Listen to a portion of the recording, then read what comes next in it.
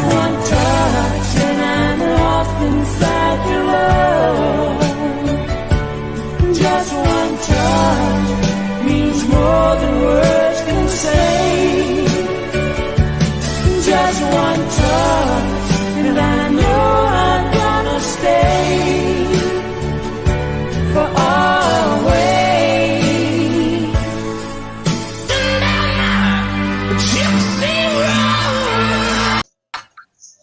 Oh shit! Right. Okay, that's my fault. Holy shit, man! It's a fucking Friday, and guess what? Guess what I'm doing tonight? I don't know. Eating ice cream? Well, no. Well, maybe. You never know. I might be eating ice cream. Shit, it's been so cold in this house. It got so cold here in Seattle. I've been wearing a sweater because it's just been freaking cold. It dropped temperatures here. Every time I turn on the heater, my son turns it right off because it gets his room too hot. But so it's like, okay, whatever. He's doing online class, so I guess I'll turn off the heat. But I'm actually going to movies tonight. It's been since fucking January or February since I've actually been at a movie theater. They grand open a movie theater starting today. They actually allow the movie theater in Seattle to be open. Now, how's that going to work out? You got to be 6 feet, or how's that work? This is how they do it, right? Here, let me show you an example. Maybe I'll show you an example on this. It's kind of interesting. It's kind of cool in a lot of weird, strange ways. It is because, I am a AMC A-list member where I pay one price. You can see, 3 movies a week, which they had it on pause. Now they reopened it. So I got the AMC app here. Hey guys, I'm doing a little show and tell on how to order tickets. So basically, you find your theater. So tonight I'm going to the theater in Kent. You click on show times, right? So you pick the time that you want. Okay. So see here. Okay, you got all these seats, right? Yeah. Now, same thing over here. I already got my seats reserved. But let's just say, you see that red color? Yeah. What happens is if I purchase that ticket with me or a couple or by myself, where once I purchase it, the seat next to mine, or say I've ordered mine and my wife, it'll put an X on the seat after that person. Yeah, so it's like airplanes. Like airplanes. Yeah, so no person could sit next to you. So, I mean, is it strange? Yes, but I guess you got like an extra seat to put, your I don't know, popcorn in or put your jacket on. Yeah, I don't know. So I liked it. I hope. Well, I mean, they did a lot. They're ramping it up here. They're starting to kind of kick off the part 2 of the whole thing. So closing things at 10 o'clock, 6 feet, masks. They're doing the whole thing all over again over here. So I mean, it's round 2. Round 2. That's what's going on. Well, it's apparently everything's on the uproar. I don't know. Yeah, it's round 2 over here. Same with the mayor. The mayor doesn't want to go along with it, and Manchester has even come out with a actual clip live saying, "I am not down with this. This is not me. I'm against it. However, the government subsides what we can do." So he was telling everybody, "Don't blame me." No, it is what it is, but they still hold my free popcorn, free soda. My birthday's back in May because of the pandemic. They actually, you only got like 30 days to do it, but they extended it. So I get free popcorn tonight, free soda. And then they give my wife and I the free month membership since we're signed up because of it. So we're not really technically paying nothing. And we're going to see a movie called, what's it called? Because, you don't have a lot of choices. You have a little bit of choice. But we're going to see some movie called, what the fuck is it called? Honest Thief. We're going to see a movie called Honest Thief. Okay. Honest Thief. It stars Liam Neeson. All you need to know is Liam Neeson fucks people up. That's all you need to know. That's all it is. It's another Is Liam someone Neeson movie where he fucks people up. Well, Is apparently, someone going to be kidnapped? Is someone going to be no. kidnapped? Apparently, Liam Neeson and the guy who played the evil Terminator in Terminator 2, Yeah. I guess they're like partners or FBI's, but I guess they were never really good FBI agents. They cheated on the side. They stole money on the side. So Liam Neeson has all this money he's stolen while he was an FBI agent, but he falls in love with the woman, and he wants to be with this woman forever, but he feels guilty for stealing all this money. So he wants to give it back and basically like turn himself in. So I'm serious. So apparently he tells people what he's done, and so they get 2 other FBI agents to investigate this. And of course, they figure out the money is real, but they're like, "Fuck this guy! He's retiring. Let's just fucking kill him and take the money for ourselves." Of course. So they flipped it around. They flipped the switch. You've got like a Joker. So all you gotta know is it's just a typical Liam Neeson movie that he fucks people up. That's it. Fuck it. Why not? You know? That's what Liam Neeson does. He fucks people up in his movies. Everything's the opposite here. I get it. I get the whole premise. It's like Joker is the bad guy, but he's the good guy. People in Gotham were the bad guys, but now they're the good guy. All the bad guys are now good guys. Hey, that's just the trend. It's kind of cool, though. I mean, come on. I mean, even superheroes and all the new shows on all the interwebs, they're always bad, like mischievous, bad good guys. They're good guy, bad guys. Yeah, it's entertaining though. I like it. Listen, all you need to know, Liam Neeson's in it, and it's not a drama. Yeah. So you know he's gonna fuck people up at the age of 68, 69. Somehow he messes people up, and all for a woman.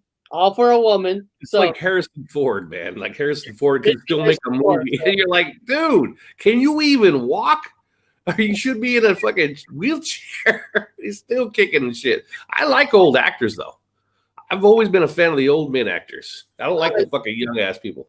You know, what do you expect? You know, it's going to feel weird just to get out of the house and just feel like normal for a second and get. I don't know how long, you know, because the movie theaters somehow they got the best fucking butter for popcorn. Oh yeah, butter on popcorn. You know what I mean? It's like you can't duplicate that butter flavor at home. I know, but they don't do it here. Remember, everything here is not like that. Oh, I know. When I went to, I remember going to Denmark and watching Aquaman in Denmark, and I remember they had no butter for popcorn. And I asked them, when I got the bucket of popcorn, I asked them, where's the butter? Oh, we don't put butter. There's too much sweet in it. And then the whole place is surrounded by candy, sweets, candy, cupcakes. I'm like, whoa. You're telling me I can't put butter because you're saying that it's too fattening or sugar in it, and this whole section now you're selling is candy? Yeah, the same here. But I beat that, dude. I've already beat that. So what I do is there's a pizza place right next to the movie theater when they opened it, when it was open. I go there first and I say, how much, man? How many pence or whatever does it cost for a thing full of garlic butter? And they're like, oh, it's like 50 cents over there. So they give me a little tub of just the side of garlic butter. And then I walk right over to the movie theater part. Then I take a straw, like, you know, the old trick. I put a straw in the popcorn. I pour it in the straw, and I pull the straw up, and it fills it all the way up with the garlic butter. And I shake it real good. And they're like, and Britain's going, what the fuck is this guy doing? He's pouring oil into his popcorn like I'm pouring fucking melted butter, man. Garlic butter. Torres goes, what do they snack in theaters in the UK besides popcorn? Now, I don't know about Bob's part where he's at, but when I was in Denmark, they had popcorn. You just couldn't put butter on it or nothing. You could only put salt on it, and that was it. And every sweet you could think of, every candy bar, M&Ms, sweets. Like in the morning, I told Bob, like when I went to Denmark, you couldn't find breakfast. All they had was pastries. So, and when you go in the theater, it's all pastries and candy. And it's like, okay, you can have pastries, you can have candy, but no butter for popcorn. It doesn't make sense. I bet you, Torres, if one of those theaters in the UK or whatever, if they would actually start having where you put butter on it, I bet you they would sell more popcorn than ever before. I bet you they would. They just got to. It's the same thing Eric said. Eric's the same thing. Lots of candy, pizza, anything but hot dogs. I mean, everything you would have in a kitchen but hot dogs. They've even got a shepherd's pie, small shepherd's pies, meat pies. I think he's from the UK too. Beto Venom says popcorn and butter isn't common in Europe. I know. Yeah, thank you. Yes, Beto Venom knows. Yeah, It should be common in Europe. I think Europe needs to become more like America. We're gonna fat our food up. Okay, we're gonna fat our food up. We're gonna make it taste good. What do you do when you have an overburnt burger? You just throw some fucking ketchup or barbecue sauce on it and all that. Okay, yeah, that takes. Yeah. A good steak. You don't need steak sauce, people. You should never need steak sauce. But if you did overburnt your steak, just cover it up a little steak sauce. You never know. That's the thing about popcorn. But they got some good food over here. So Beto Venom, you guys have great food. You guys also have great food in Europe. Hands down, some fucking awesome stuff. I eat breakfast with beans and toast every morning now. That's just a common thing. I can't have breakfast without beans and toast. They love their beans. I love beans. I love Europe. At least they got beans. All I'm going to say is to AGM that you never want to eat in my house because I put salt on everything. I have no bread is better and cheaper. You guys do have good. You know what? Yes, it is better and cheaper. Yes, it is. Okay. Let me say this. Okay, got good bread. Bread is good there and all that. But I remember, I remember getting some pastries, and it seems like some of their sweets they don't really put sugar in it, so you don't even taste sweet in it. It was weird. Britain, they put too much sweet in it. But when you go outside of the other European countries, it's lesser sweet. But it's just wholesome, fresh bread, man. It's like fresh, like the baguettes. He knows what I'm talking about. Oh my God, man. They're fucking bread. They come out of the bread places. Holy shit. They like to dip their bread in all these cool shit. So it's like, oh God. It's like they love to dip they got butter, Eric. It's for bread. It's not for popcorn. It's just for bread. He's right about the bread. Holy shit. You can get fat off bread. It's like solid beer. He's right. It's less sugar and everything. Yeah. Yes. Yeah. But good. But I do remember going to McDonald's in Denmark. They actually had a McDonald's, and we got a breakfast like sandwich. But it seems like on all their fucking breakfast sandwiches, for whatever reason, they do put some kind of sweet in there. And I'm like, oh God, can I just have a meaty egg McMuffin with no like? They put some kind of sweet sugar in it. I'm like, why? Just give me an egg McMuffin without, I want to taste the meat. I don't know. It's weird. It is weird. Everyone has their thing. Their beef is the best over in Europe. It's better than the States. I hate saying that. People are like, fuck you, man. You sold out the United States. No, man. It's tender. I mean, they're rump roast. I'll get a rump roast steak here, dude. And it tastes like a tenderloin from like in the States. I'm like, this is a rump roast? They got natural grazed cattle here in fields, man, with grass. Even over like their steaks are it's a rump roast. It's soft, man. What is this? Japanese? It's this good steak. I love it. They got no taxes on their steaks either, dude. No taxes on their meats here. It's like you pay $1.50 for a fat steak. Oh shit! When I saw that steak meat hanging, knowing I couldn't cook it because I was in a hotel, man, my mouth was watering. You know what? Before we get into Grandpa's world, I'm going to do a shout out to this video. Quantum of consciousness. Quantum of conscious. You say word. You know what I'm talking about. Matt from Quantum of Conscious. Yeah, he's pretty cool dude. He is, man. But his last video was fucking. I'm going to tell you. Oh, that's not it. That's the wrong one. That's the wrong one. And I'm going to tell you why I want to give this video a shout out, because this video he made is 1 hour, but everything he said in this video was just exactly on what we've been kind of saying, and it was like almost we're preaching the same language. Yeah, he's the same guy. Called Finally Understand Why Our Community Has Been Played. And now I'm not saying the whole community being put down and being played, but what he was talking about was so fucking real. It was like this. Let me try to explain this in a simple way, because I think people should watch this video. It's like, say, Bob, I'm creating an environment friendly bomb. I'm gonna blow up a city, but no radiation, no nothing. It's the cleanest bomb in the world. I could blow up things, just the cleanest in the world. And let's just say, you don't want people to know about it, but in a way to get people to know about it, what you do is you leak it, right? You leak it to the truthers. Okay.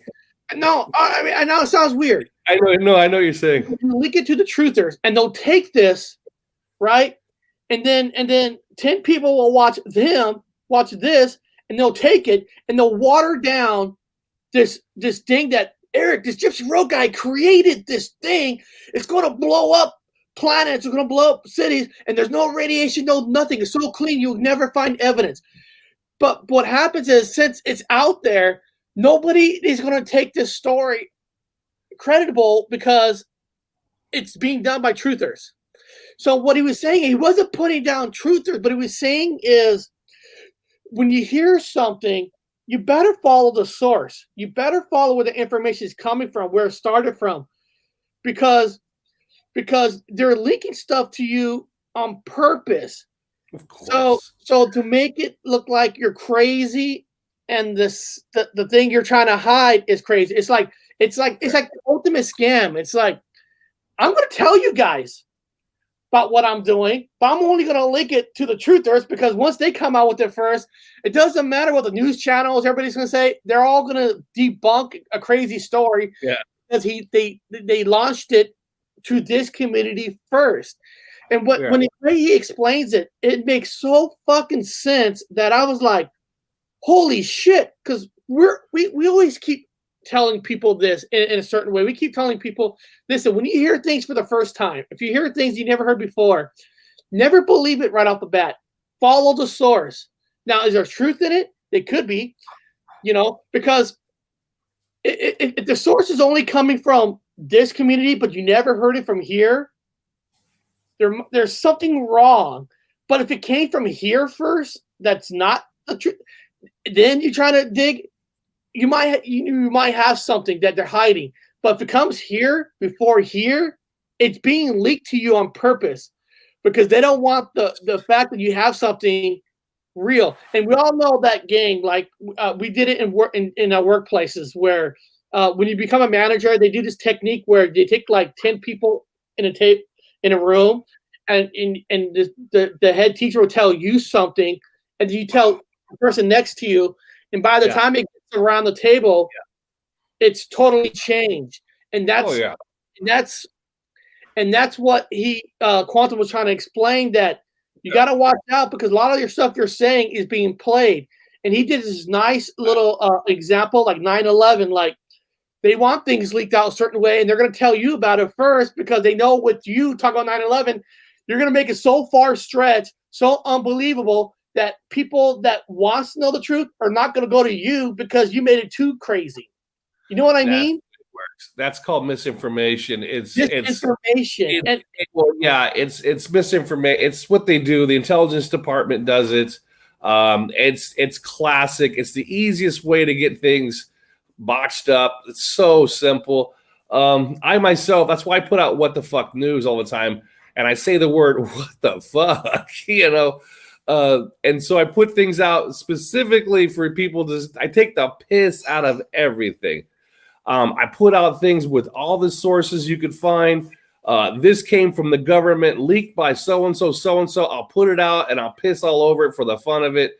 And I'll even have people sending me emails saying, hey, man, this is so true how you put this together. I'm like, no, dude, I put it together for you to eat, but it's also at the same time I'm pissing in your face because it's bullshit. It's all bullshit. Everything is a big comic book, man. That's all bullshit. If you see it, you're supposed to see it. It's the Blackbird at the Museum of Flight, Eric. Remember, we had the Blackbird. We had a big old beautiful Blackbird. It came out of. They worked on it in Area 51, and the damn thing was a beautiful big ass bird. Everybody secretly saw it with cameras, taking a picture with it all the time. Now it's in the museum, and I even joke with the guys that work for NASA, the guys that work for the Air Force. We used to joke. Everyone's like, if you know about it, you're supposed to know about it. If you see it, they're going to give you leaks and pictures of classified stuff. Like the 2 UFOs, Eric. Remember they're flying over the water and the jet pilots are flying behind it. And that's the leaked information from the United States government about the 2 UFOs. And I'm listening to the pilots talk, and they're not using any military protocol, no military protocol conversation. You can't have conversation. You can't have that fun, goofy conversation over the fucking horn. You don't do it that way in the military. You're 100% disciplined. You're not talking and joking about, you see that, man? Holy shit. What is that? Is it a No, that is fake. And I'm telling you, you understand that 99.9% of the stuff you see on the internet is fake. When they see, and then they even they take fake and then they put it on Netflix and make a fucking movie about it, and that's fake. So it's a huge propaganda game right now. Oh yeah, no, it is because in the military you can lose a rank over it if you don't follow the rules. You can lose rank. But what I appreciate about him is he knows he's going to get shit from a lot of communities and stuff. But he's not. He's like, you know what? This is what I think. This is what I believe. You either take it or you kind of don't. You believe it or not. Oh, yeah. And he's not afraid of anybody. So. He speaks his mind, so I give him all the respect in the world, and I think one of the best videos he's done, just because it's so true. And I like what people are saying here, like whitewash. That's why you link certain things. Nailed it. Whitewash. Nailed it. Whitewash is a beautiful thing to say. That's perfect. Whitewash. You might have to explain to the other people from across the pond what whitewash is. It's and these are a good friend, Mark Feeling, good friend, System Failure. He's Robert Alley, AGM, How We Get Here, Beethoven. We got a lot of great people here. But I'm gonna show you something. Actually, hold on a second. Hold on. It's kind of funny in a lot of ways. This is to go along with our next segment.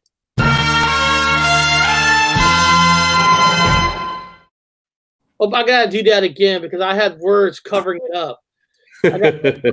Hold on. Okay, so there's this guy who put out a video, right? And let me see here. Where is it? Okay, is this it? Okay. Timmy.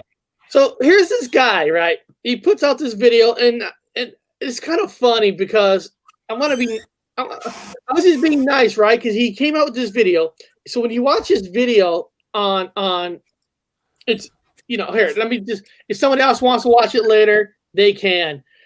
But he pretends like he found the Mandela effect, but then he's kind of making fun of Mandela effect, whatever, But the information was kind of neat. So, and I'll tell you a bit more. Okay, now his information was kind of neat because the TV show Saturday Night Live, you and I and everybody in the chat knows it as Saturday Night Live.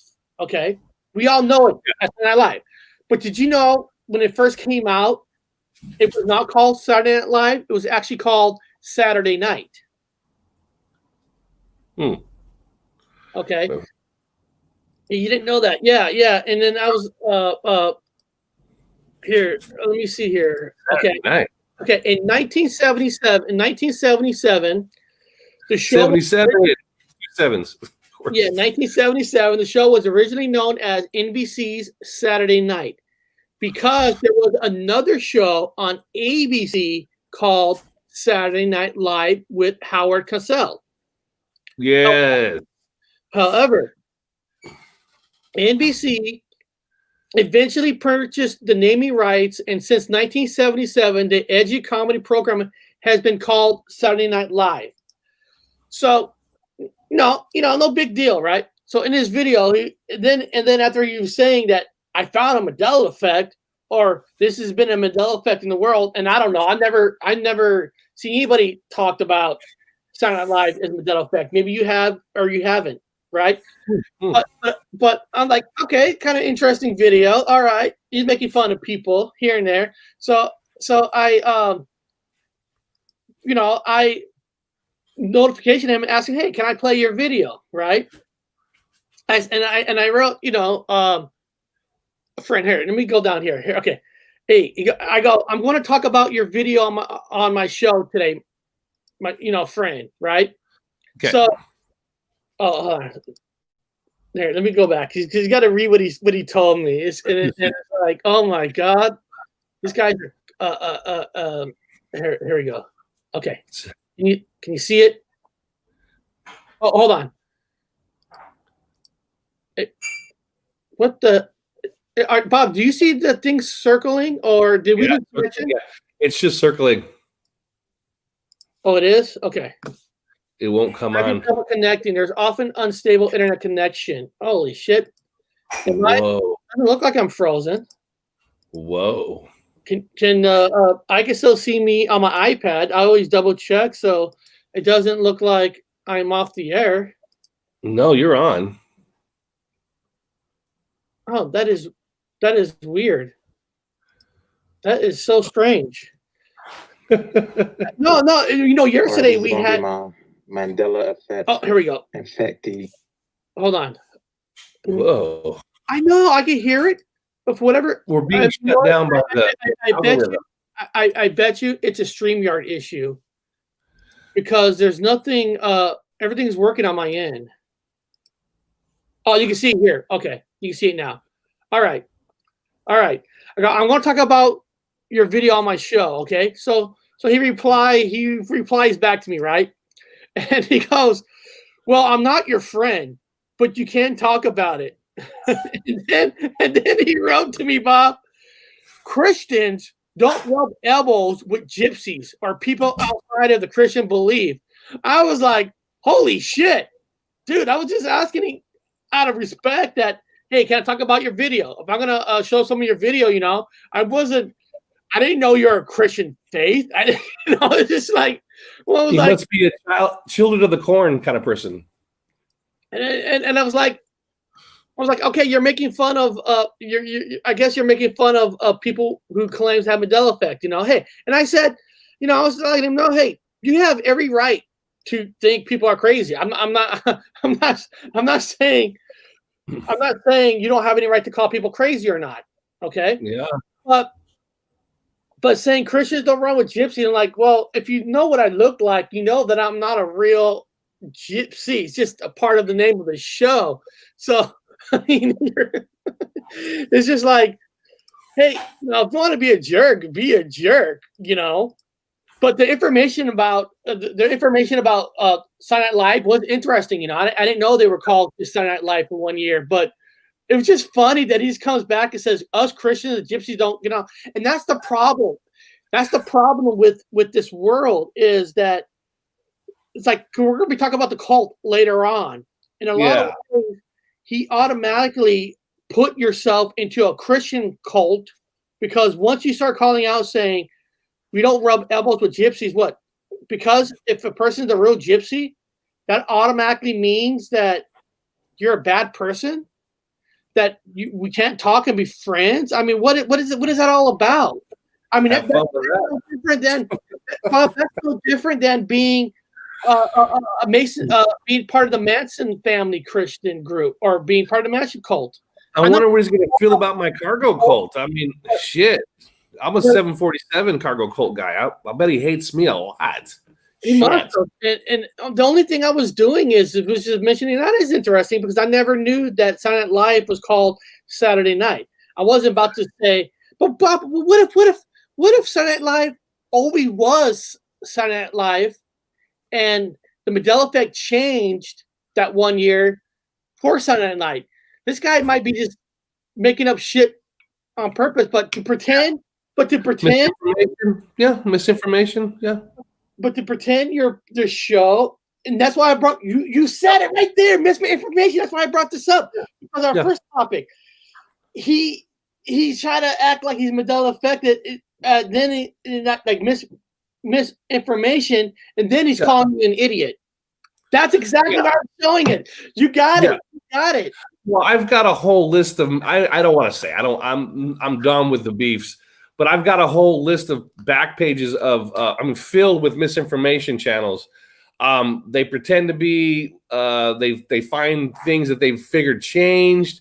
They present them with good data, really well done videos. I'm thinking this is a lie. This is a blatant lie. Okay, but we are pretty much the whole damn web is this. I mean, it's to be anticipated. I already figured this. In fact, I'm a little underwhelmed. I figured I'd be overwhelmed with the misinformation channels. There really isn't that many. I'm gonna be honest. There should be more by now. I know there's a lot of because in the Freemason, just saying it from experience, I was a Freemason. There's a lot of Freemasons that made channels.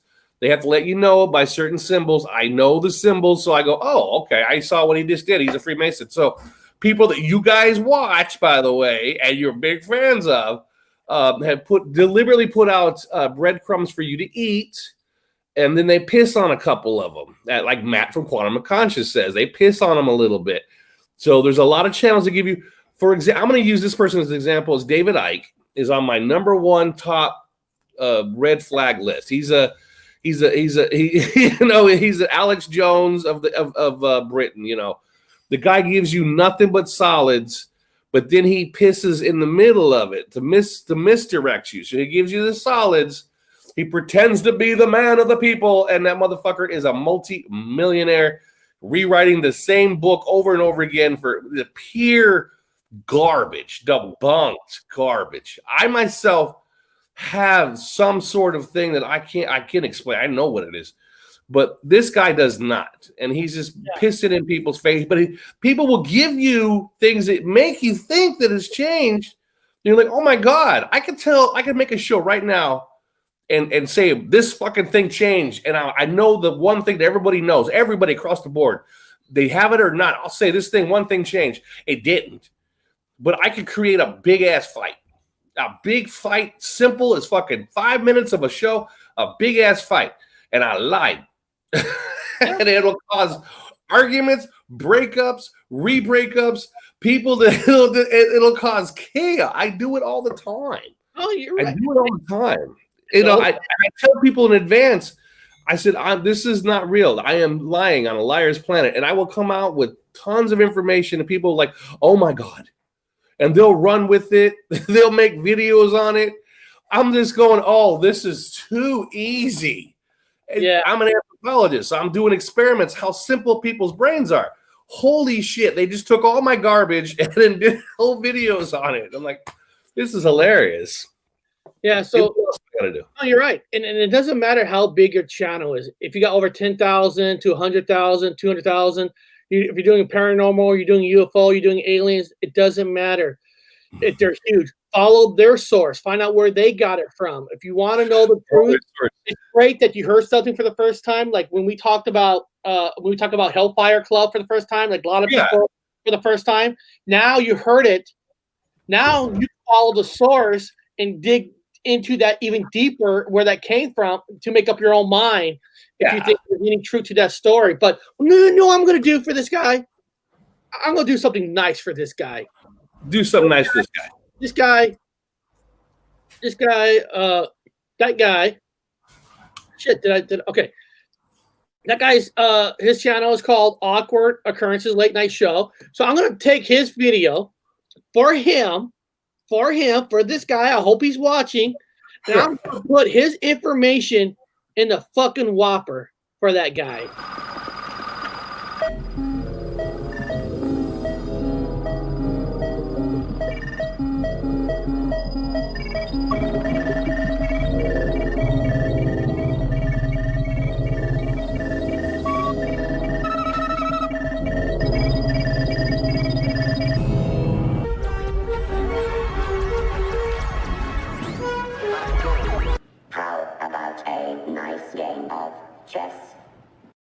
So the question is, should you guys even watch any of his video for any truth or anything of that, or should I give him a certificate? This is what he gets.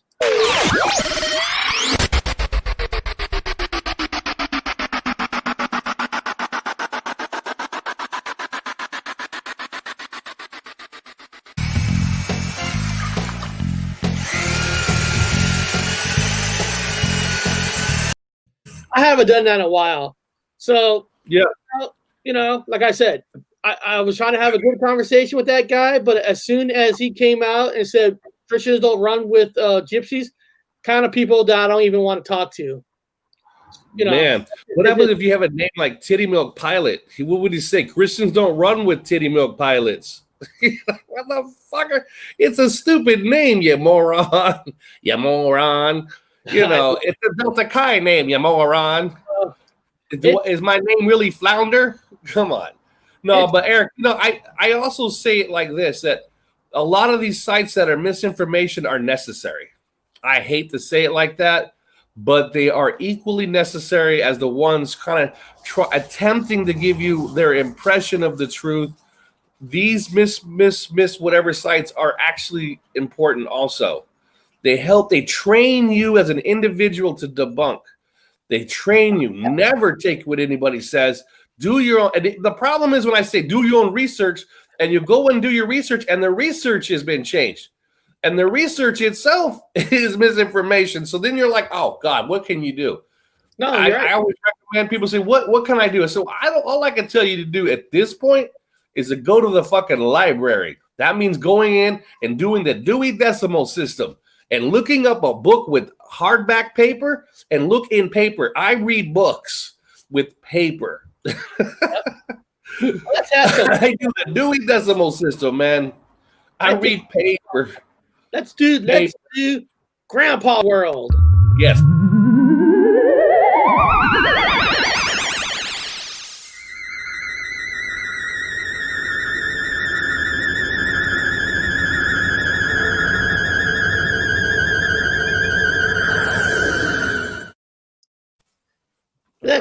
Let's see what Grandpa's got in it for us. Let me where is it? What you got? I got a lot of tabs up. Here we go. What's he got? Okay, here we go. Let me get rid of this tab now. I don't want too many tabs. Hold on, I'll get rid of that tab. Okay. So here we go. This one's called Jerome fell off a building but was saved by the alien. So now this sounds interesting. This guy fell off a building, and think about it. You're about to fall off. You did fall off, and you got saved, not just by anybody, by an alien. So that's cool. All right, welcome to Grandpa's World, and I'm Grandpa. Today we're going to talk about UFOs again. So in the spring of 1974, Ernie, who was 13 years old, lived on a farm. Ed and Ernie was at the school bus stop when they saw balls of red. And then when they looked back up, the balls were gone. In 1978, Ernie was 17 years old, and Ed was 19 years old. One night, the two boys took their girlfriends out looking around. As the night grew darker, they started drinking, and then they saw a huge orange ball and thought it was a god. The same year, only months later, a friend saw 3 harvest orange moons one night. He went and told the Coast Guard. The Coast Guard just scoffed at him. Well, they were drinking, so who knows what they actually saw. I like that. Next story. Jerome was living in San Jose, California. He had a great job and a great future. And when Jerome was 5 years old, he fell out of a second-story balcony. When he told his grandma, she didn't believe him. When he turned 24, he went to college and lived in an old house with 4 other students.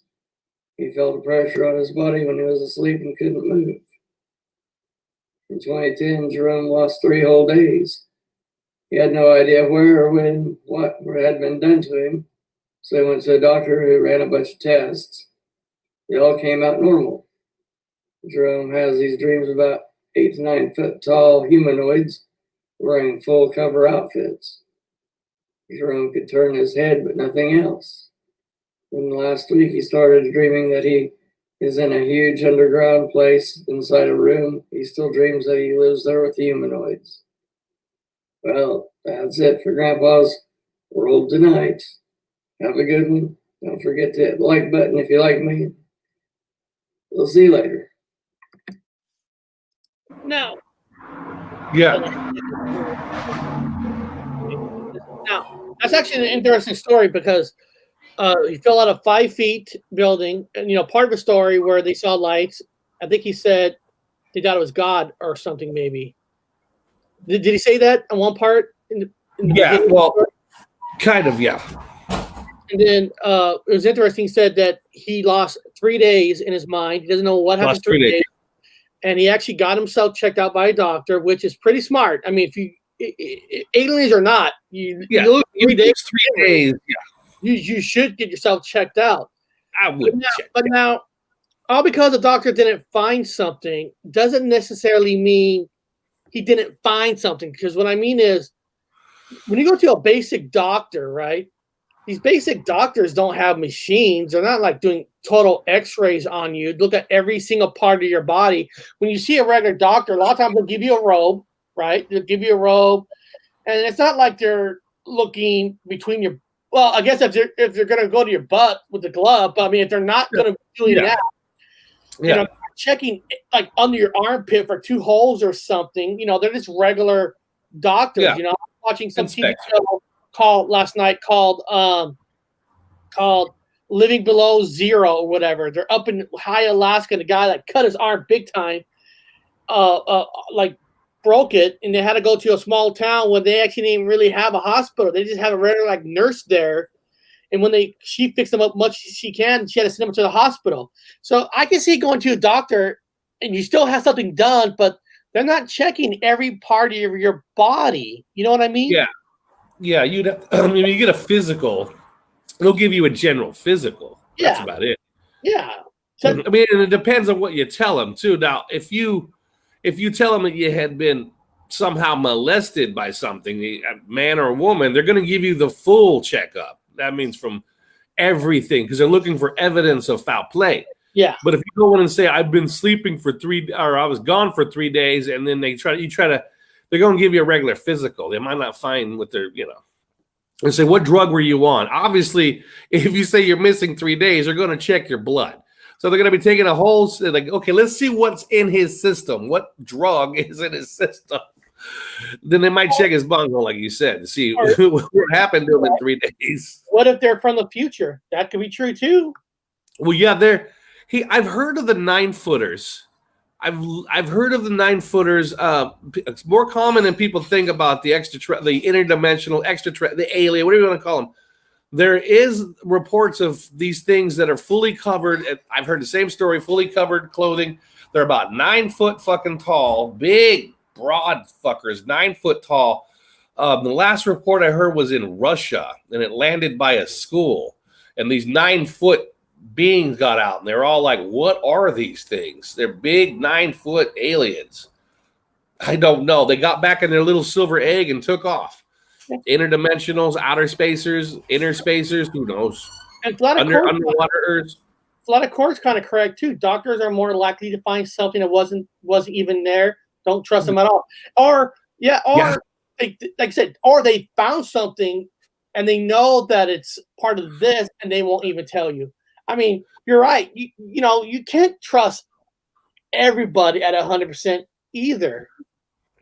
Yeah, it depends on what kind of physical you got to. Yeah, but Again, if you've been tampered with, they'll give you the full full painful one with swabs and everything.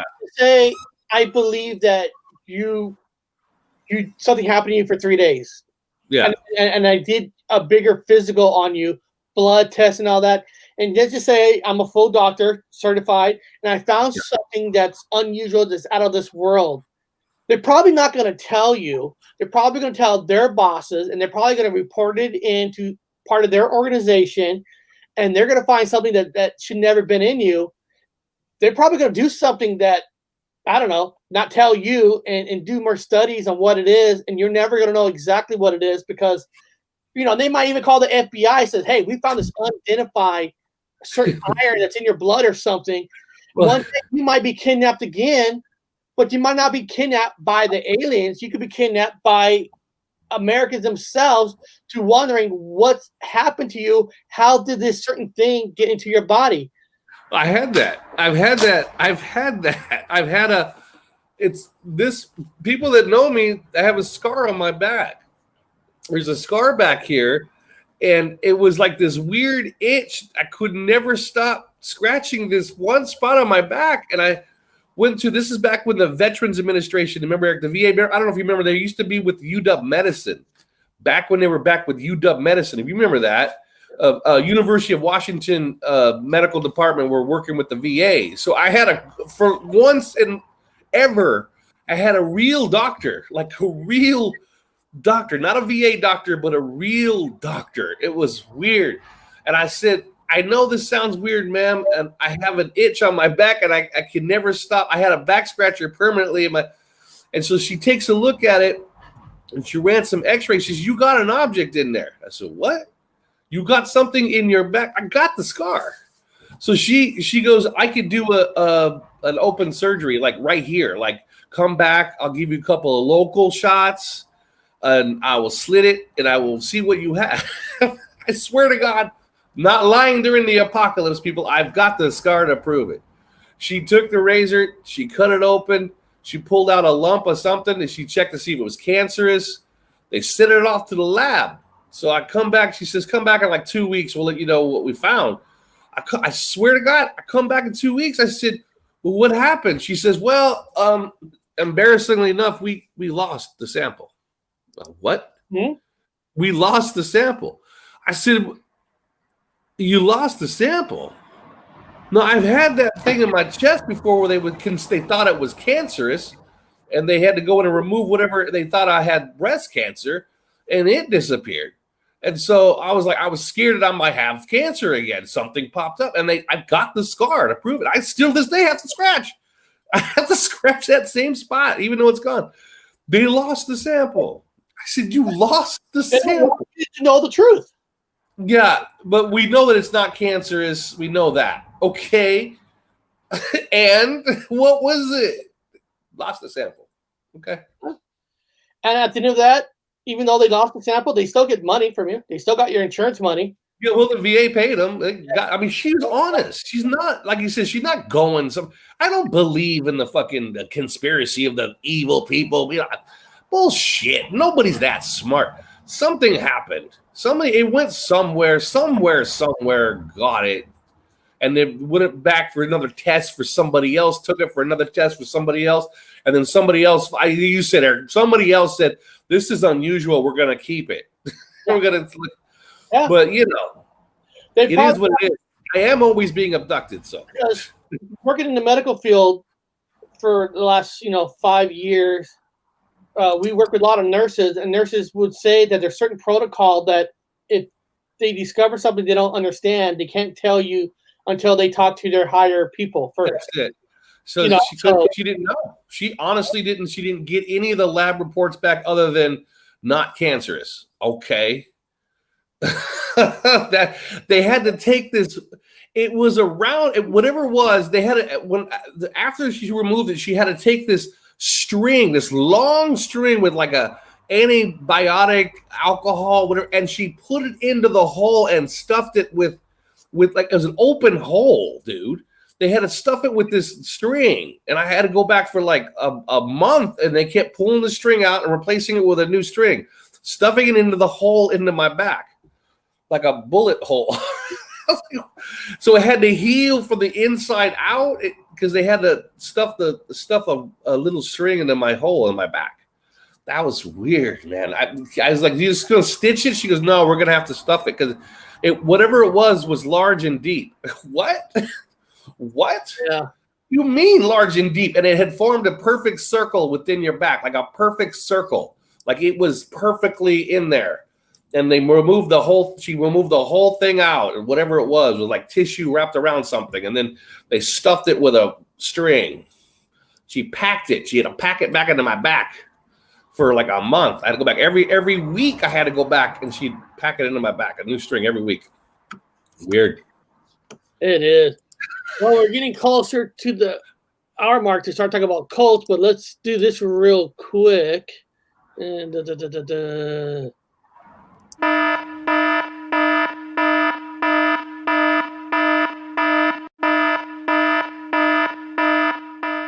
Welcome to What the Fuck News. Now, this might not be like really what the fuck news what I'm going to show you, but it just shows how much money that the science people get for trying to find aliens. Oh boy. So this is from the science website. So this ain't like no third-party website, and it says here how big money is powering massive hunt for alien intelligence. Okay. Now, give me a fucking $1. Oh, I know. It's kind of a when you start reading the numbers. Like, so I'm not going to read this whole fucking thing at all, but there's numbers here that let's see here. 1992, NASA decided to look harder, only to quickly reverse course and embarked on the microwave observing project, a 10-year, $100 million system where to search. So basically, they're putting in $100 million, 1992, and earlier, 1960 pointed a 60-meter radio. But when I was reading all this, the government has given science and research over her. Forbes magazine puts miners' net worth $3.8 billion. I made some lucky investments. It's just saying how much money that they put into these things, where the government itself has putting over $200 million themselves. Just to hear, just think about this, just to hear voices from space, because you're not gonna have like images, but to hear intelligence, to hear codes, like right here. Here's another one. Researchers are used for negative results, but they are trying harder than ever to turn that record around. Breakthrough. Listen, the $100 million 10-year privately funded. So these places are even being funded by private companies over hundreds and millions of dollars. I mean, is net worth over, what is it here? California kickstarted with $11.5 million from a Microsoft co-founder Paul Allen. Paul Allen, major companies have all put money in this. Now think about this. Talk about cults and scams. What if these, Bob, you know more about, because you worked in the science kind of all that. All about that. Have you ever the question is this really a what the fuck news? Have you been to these metal things? Are these really worth over $200 million? Are they really searching for things out there? What do you know about these? They're looking for radio signals. Yes. And so I've made previous shows about and what directions or what constellations they're pointing them into. They're picking up static. Now, I'll tell you guys the theory. Now, I get it. Again, with the flat earthers, relax. I know what you're thinking. Go with it. Now, those of you other people just want to, Even if you're a flat earther, what if you're a flat earther who believes they are other flat earths out there? So well, there you go. Yeah, whatever they want to think. To me, it's a comic book. I don't give a shit. Everything's fucking fake. So the way it works is, I'm going to give an example. One of the noisiest areas up there in astronomy, and the location and the stars, you really want to call them, is because I was a big fan. I always wanted to be an astronaut. I worked for again, always a disclaimer, I worked for worked for the museum, for aeronautical museum, and I know all about all this shit. Anyway, is the black hole, the huge monstrous black holes where they're getting a lot of their information. A lot of them are pointed. This is current. This is what's going on currently. So I'm just going to give you a current example where they're pointing it into the Sagittarius A area. Sagittarius. I know well all about Sagittarius. So Sagittarius A area, which is going into a black hole. And so there is what they call radio transmissions coming from that area that give certain codes. Now, they don't know. They're trying to see if there's an intelligent design behind the codes. But to give everybody an example, like a basic 101, what they're listening for class. Here we go. 101, Eric. Not everyone knows about this shit, and you shouldn't have to. Back in the day, when you guys, back in the 80s, back in the 70s, back in those old days, you guys, Eric, you remember that old television set we had where you had the dial? Yeah. And you turn the dial? And this is before cable. So everything came in, and you got the rabbit ears antenna with the. You guys put the. Did it have RCA jacks in the back? Did it have two screws? The antenna. You put the antenna on. So when you didn't get channel 24 or 26 or whatever channel, you got the static channels. This is the other channels that it's static, just like that movie Poltergeist, like the movie Poltergeist. So you got static in there. Now, in the world of physicists, when you see that static, they're calling that remnants left over from the Big Bang, picking it up from the air. These are particles, free particles going crazy, and they're picking that up. So when you have an old television set that you turn on those certain channels and you're picking up pure static, that static is what you're picking up from what's coming in from up there. That's the theory behind it. It's the same thing as having that large disc antenna in a nutshell pointing up. So basically they're listening into that static. The same static you guys saw when you flipped your old dial TVs around and had that static screen with no channel on it. That's what they're listening for. So they're listening to static.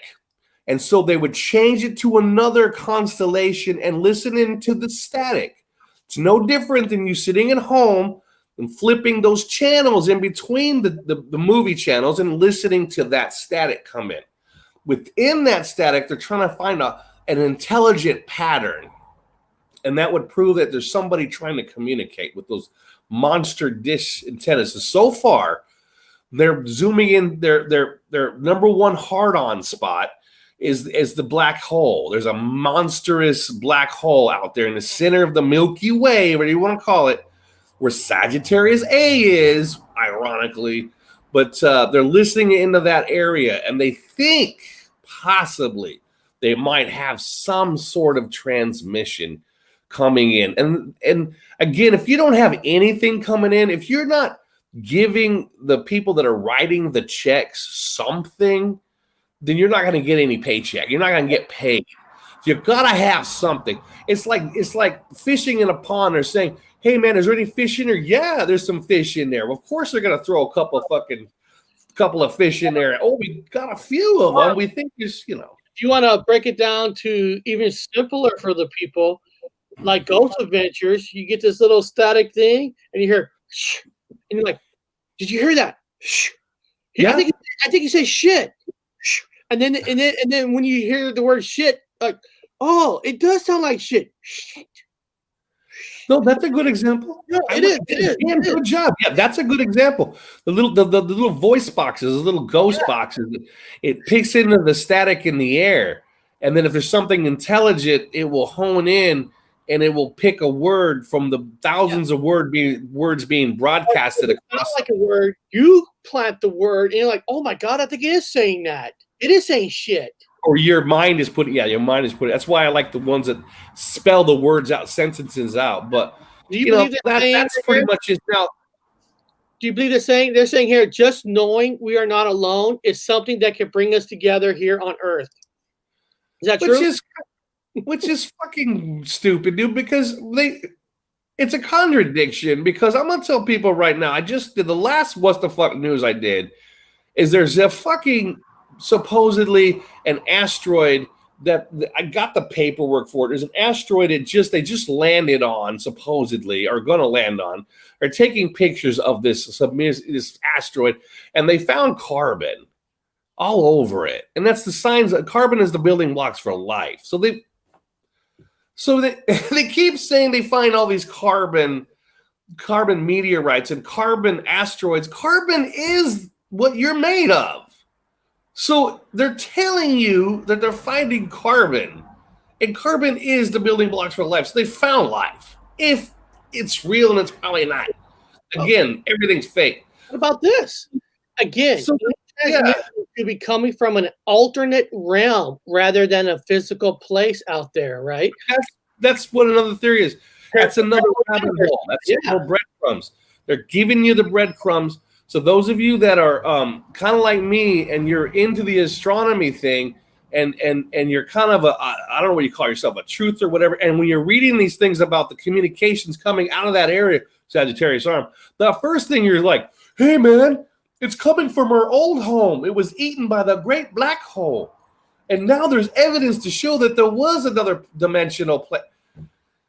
They're just handing you another fucking hole to jump into. And I'm like, I'm not going down that hole no more. But I'm going to be smart enough to read about it, look at it, and laugh at it. And just keep the paperwork with me, write it down, have it ready to look at. And sometimes, if not always, have a big-ass laugh about it. But yes, music, you're correct on that one. And I like what you said, Crunchy B, so they could be big, huge ghost boxes. Ghost boxes, yes, Crunchy B. Yeah. I never thought of it like that. Eric, you were right. No, Crunchy B, thank you for saying that. That is exactly what it is. Now, That's a damn way. It's a damn good way of saying it. I like it that way. It makes it real easy like that. That's good, guys. Now, do you have a what the fuck, or should we go right into the Colts? Because I didn't make one, but I can just tell you about what I have, and it's a part of the show. So it goes with the cults. So I wanted to find an obscure cult. I wanted to find something that nobody's talked about. Well, let's do this. Guys, we're gonna start the cult talk now through Bob, and then we'll just continue on there. So since we're gonna do cult talk, I always play my divider because it makes it easier for me to know to find it, so I can put it on good old Instagram.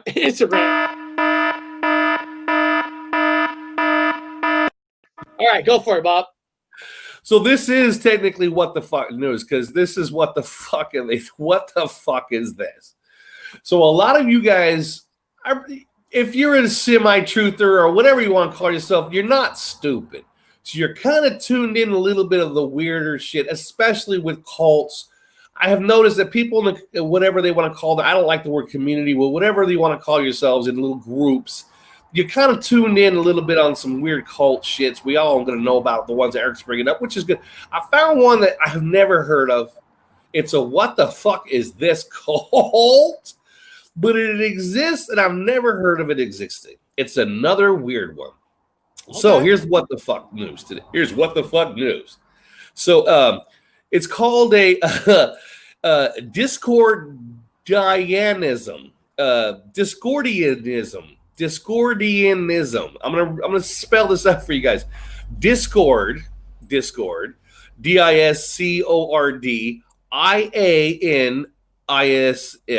ism. So like Discordiism. Okay. So have you ever heard of Discordiism, Eric? You ever heard of Discordiism? No. Okay. So Discordiism, apparently, it kind of circles around the Greek goddess Ares. And the way this one works, the Greek goddess Ares, in this religion, in this cult, okay, and there's Ares had a sister, and the sister, I'm trying to read her name here. I'm going to read it without, I got one working eye. Her name is, oh God, Dinneristic.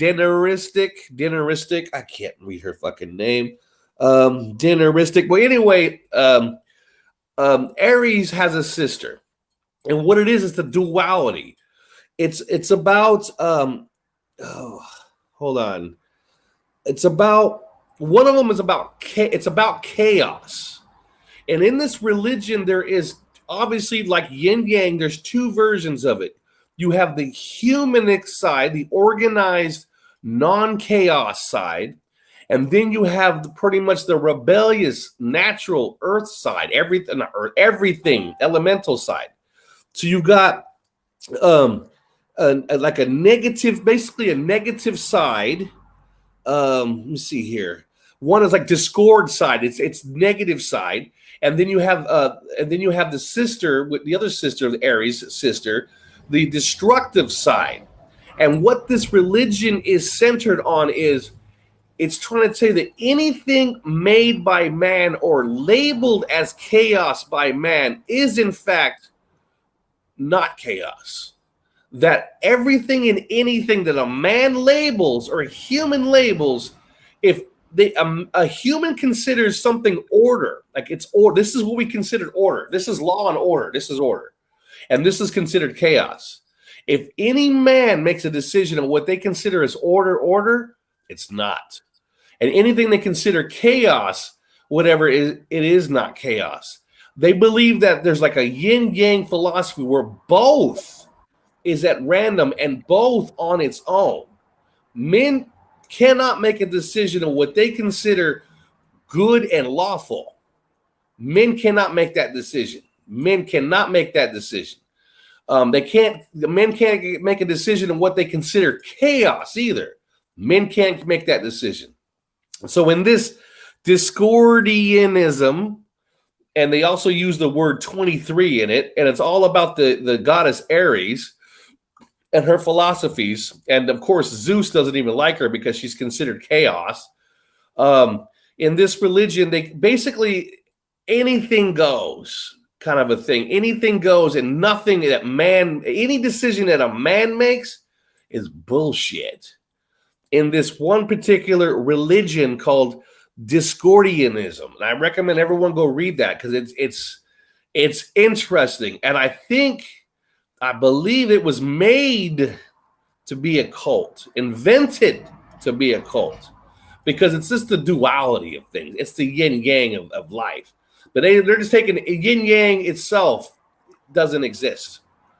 That everything is what it is, and it's always will be, and no matter what we fucking say, if we say it is, it's bullshit. Anything we do is bullshit. So it's an interesting religious what the fuck thing. I have never heard of this word. I have never heard of this fucking cult before. And it's called, again, Discordianism. So I recommend people look it up. It's just fun reading, and it involves a lot of the number 23. A lot of 23 out there. There's a big myth with 23 also, that number. Now, that's it. I just want to throw that one out there. I didn't have a chance to organize it and put it into a quickie. No. Now, there's a definition. What does being a cult mean?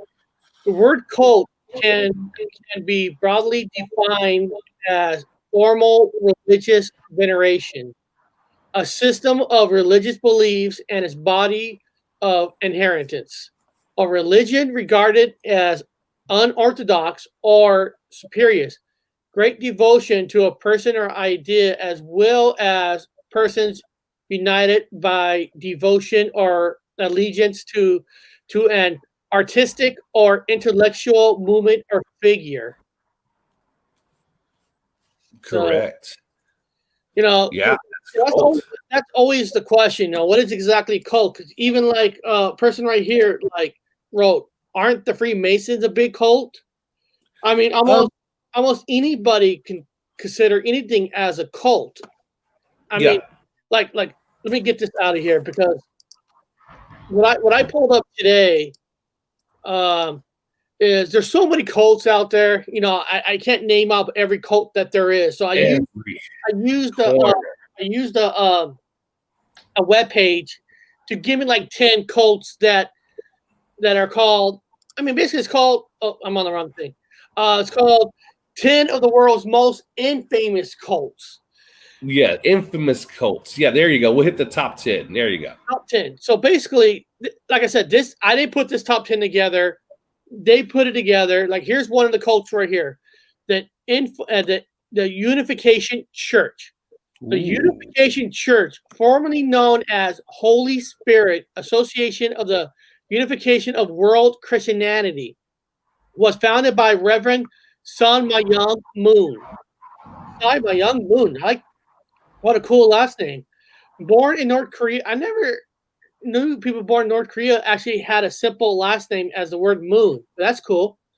Born in North Korea, Moon claims to have received a vision when he was 16 years old that told him he was called to complete Christ's mission on earth. According to Moon, Christ was crucified before he was able to fulfill his mission of marrying and having perfect children. Moon then saw himself as the Messiah. Man, most of these church religions all said they saw Christ or Jesus. At odds with the teachings of the Presbyterian Church, he was excommunicated and formed his own church in the 1950s. As a Messiah, Moon claimed that salvation was only possible through pledging obedience to him. And after 7 years of service, taking a spouse picked by him. So he picked any person he wants. Wow, that's an awesome call. The religion became known as mass weddings. And he presides over the marriages of hundreds of people at one time. Already a successful businessman, in 1970, he moved his headquarters to New York. That's right. Oh, yes, He took his cult from North Korea and moved it to New York, where he attracted new members to his movement, as well as widespread suspicion as a focus of the anti-cult movement gaining momentum at the time. Parents of church members being kidnapping, programming their children. They also filed lawsuits in the 1982. Moon was convicted of tax evasions, known as the Family Federation of World Peace and Unification. The church is still active.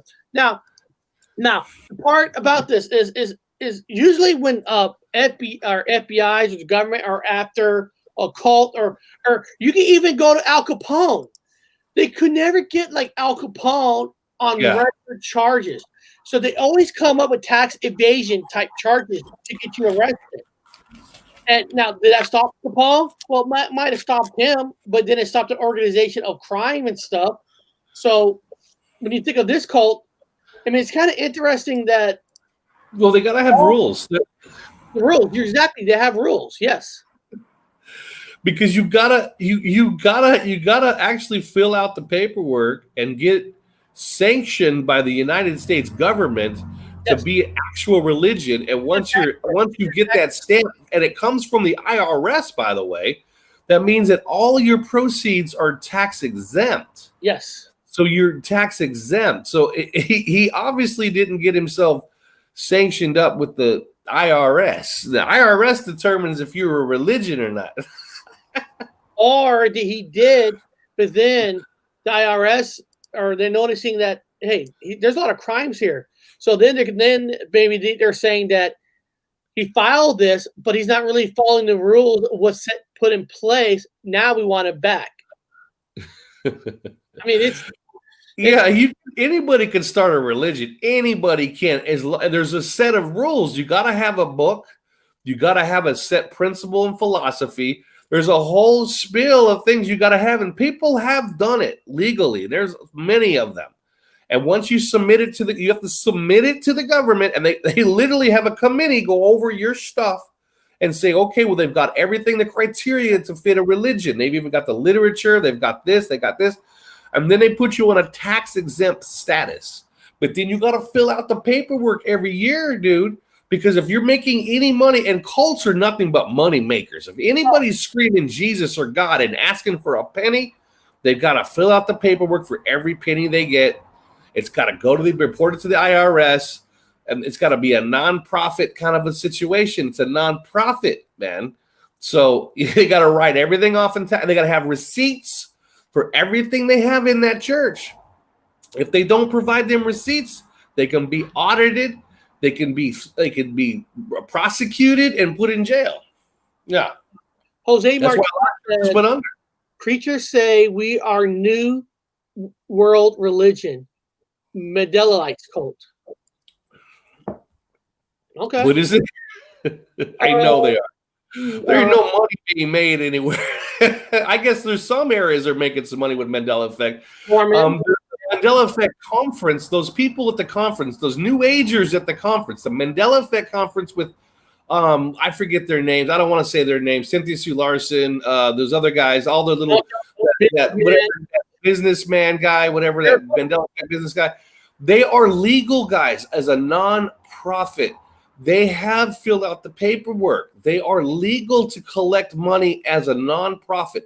Yep. Every dime they make, you guys, they write it off in their taxes. They send their receipts in, and they are legal. They are technically a legal religion. Remember this. When you send them anything, any money, now they can write themselves they could be a CEO. I'm a CEO, so I'm going to make $300,000 a year. Well, I'm a so-and-so. I'm going to make $200,000 a year. So all that money you give them goes into that nonprofit, that Mandela Effect nonprofit organization. They've got a name for it and everything. And yes, in my opinion, yes, it's a cult. Yes, it is a cult. It went down the dark path. You know what? For the hell of it, just for the fun of it, I should file the paperwork and create Gypsy Road as a religion and get. Yeah, you gotta write a book though. You gotta have a book. You gotta have a book. You gotta actually have a book. We do yours. Remember, for example, the flying spaghetti monster is an actual religion. You know that, right? Yeah, the flying spaghetti monster is a religion because they wrote a Bible. They wrote their own book. The guy who did the flying spaghetti monster was a teacher, and the teacher was teaching science in school. And the school pulled him aside and says, "You're going to be fired if you don't teach religion along with science." He says, "I'm not teaching religion. I'm only teaching science." And so, well, you have to teach religion in this class. And this is down in the South. So he got so pissed off, this teacher, he went down and wrote the story of the flying spaghetti monster. He went and filed all the paperwork and petitions and all the stuff and filed everything legal, like sent it to the United States government, got sanctioned as a real religion, and he started teaching the flying spaghetti monster religion in class alongside of science and Christianity. Because they couldn't say nothing. Well, they couldn't fire him. I know if they fired him, it's discrimination. he fought a book. We'll take the book you created and we'll call it the Bible, and we'll get exempt. Yeah. Well, they have the dudist, the dude, you know, the dude from the Big Lebowski. There's a dudist. I got the dudist book, the dudist Che, whatever book. There's a dudist book. It's a religion. It's nonprofit. It's a religion. The dudist. I myself am a dudist priest. Well, let's hear this one. This is called Rajneeshpuram. I don't know. Fuck. I'll call him Raji. All right. This is Raji. All right. Untraditional Indian guru, Bhagwan, Raji, embrace earthly pleasures. Ooh, embrace earthly pleasures. I like this one. He himself owned 93 Rolls Royce cars. And he promoted an indulgence in sex, in fact. Ooh, this guy likes his sex. Man, we might have to join this guy. In fact, his ideas were largely rejected in India itself. And he found a larger following in the U.S. and Europe. All these cults always got to find the U.S. somewhere.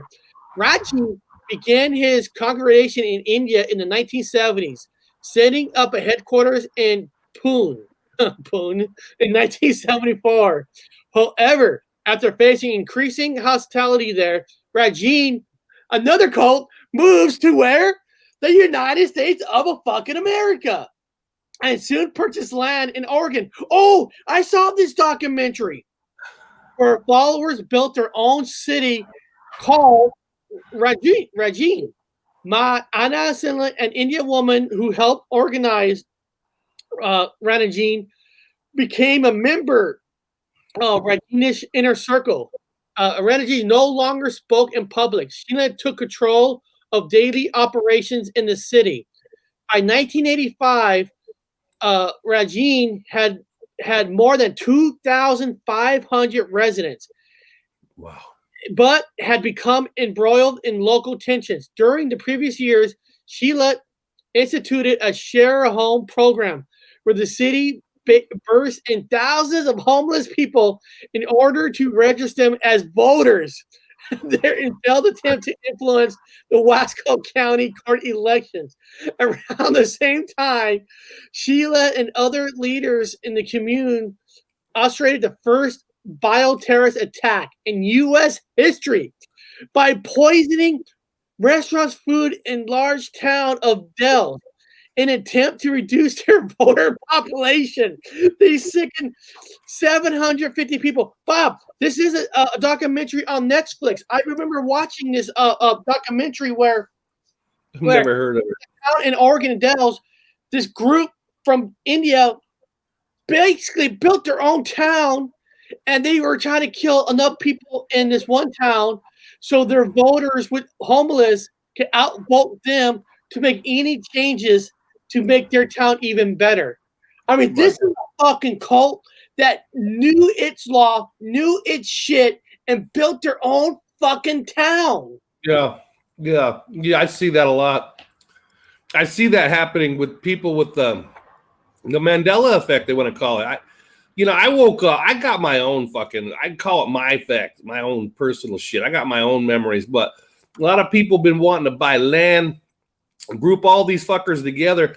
I don't like anybody with the fucking Mandela effect. I would not want to live next to these cocksuckers. I wouldn't. I would not. No offense to people with whatever memory you have. It ain't like mine, so I don't want to live next to people. And so there's a lot of these people that want to group up in these shacks. I've been to the Navy, Eric. You've been in the military. I've been on a ship with different people, different departments, into all the berthings. It's rough living next to fucking you. You might be their friend for the first month, and after that, you're gonna hate your neighbor. You don't give a shit if he remembers fucking Curious George's tale or not. You're gonna hate that son of a. At the end of the day, you're just another schmuck until you're just another local with a different memory. Who cares? No, actually stuff like that, Eric. It's like these guys. They poisoned over 750 people. I mean, they really went for it. And one of the things so far that I'm reading with this trend is that they all come to America. So this America because they can get because of the tax exempt status. Now other countries aren't going to tolerate it. They don't tolerate it. They have their religions. They're the state. They're Islam. You're not going into a fucking Islamic country and starting a new religion. It ain't happening. You ain't going to go into Russia and start a whole new. A guy just got arrested in Russia who had a separatist group that was also on Netflix. I think it's on YouTube too. They just arrested his ass for all kinds of accusations. This dude was doing all kinds of rotten shit. Called himself Jesus. Used to be a cop. All of a sudden, he got a vision. You guys want to know who else got a vision? David Icke. David Icke was in Africa or some shit. He got a vision from God. And God told David Icke that he, in fact, was Jesus. And so David Icke walks around with his hands looking like this with a fucking bad back, acting like he'd been hung on a cross in a past life. So I'm not lying. He said it on a fucking TV show a couple of times. If you guys go find it, you'll find that. So that son of a bitch is another cult head. So these people are willing to kill other people to keep their little city going. And I'm talking about this because, like Jose Martinez wrote, "Wow, I've never heard of this cult." I know, and it's right here in the state of Oregon, right in the middle of the between the West Coast states. It's just crazy. It's you don't think this stuff is real, but then they are real, and you don't think they try. Dude, it's so real that they try to poison a whole town to get their votes across. And Netflix has another has another, what is it, cult There's members? probably a lot of them. The Children of God. There's actually there's a lot of documentaries on this because they would have so many kids. They would have over 4,000 members in 7 countries. And the thing is, the most controversial was Berg's progressive attitude towards sex. And if you watch this documentary, I'm not going to read this whole fucking thing, but when you watch the documentary, he would go on air and say, God made our bodies to have sex. That's what the Pope said. It's what he said. We embrace sex. We want sex. And if you're going to live in our community, you're going to be part of us. You cannot have protective sex. It has to be it cannot, no condoms, no nothing. We believe in pure sex. And this guy who led this Children of God had sex with 1,000 women in his. I mean, it's crazy, dude. I mean, these people so far, they are taking the religion of God and making it their own to do whatever they want. This group here, part of it is the group moved to Arizona, where Berg claimed to receive a revelation that California would be struck by an earthquake. Well, first of all, California always has earthquakes. He's not saying how big the earthquake's going to be. Members called the Berg Moses, and the group they called the Children of God. He encouraged open sexual relationship and experimentation. This group has also been accused of encouraging child sex abuse. Yes, if you watch a documentary, he would brainwash the parents to tell their kids that God giving you your body parts for a reason. So it's fine to flirt. It's fine. I mean, it's so disgusting that and this cult is still going on. The Family International Group is still very active, despite the leader dying in 1994. Somebody else took over. Yeah, hey, remember that's like Children of the Corn. Remember when Malachi took over? Yeah. This Malachi just took over. Outlander. They got a fucking guy with corn. The cross is made of corn. Oh, come on. I like what Bill says. You can find backwoods of 100 acres and start anything under the radar under here. Anything, yeah. Like if you go to King County, Washington, you start going towards Spokane, you got all that open land. If you go like past Portland and Oregon, you got all that open land to do shit like this. It's crazy. I mean, look how many church stuff there is. Look at this one. The movement of the restoration of the 10 Commandments of God. Okay. Ooh. Founded by 4 ex-Roman Catholic priests, 2 ex-nuns, and 1 ex-prostitute. I'm going to read that again. This cult group is founded by 4 ex-Roman Catholic priests, 2 ex-nuns, and 1 ex-prostitute. The movement for commandments is Ujanda. It phased the importance of the 10 Commandments, though vision of the Virgin Mary.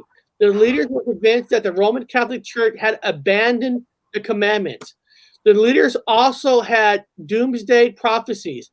They predicted the apocalypse would occur December 31st, 1999. In anticipation of this, members sold their possessions. However, when the end of the world didn't come that day, the leaders quickly altered their prediction. They claimed that the Virgin Mary would come on March 17, 2000. Faithful and bring them to heaven. Still believing the prophecies, members held a feast on March 16. They killed some cattle for the occasion and even ordered crates of Coca-Cola. Of all craziness, they've ordered Coca-Cola.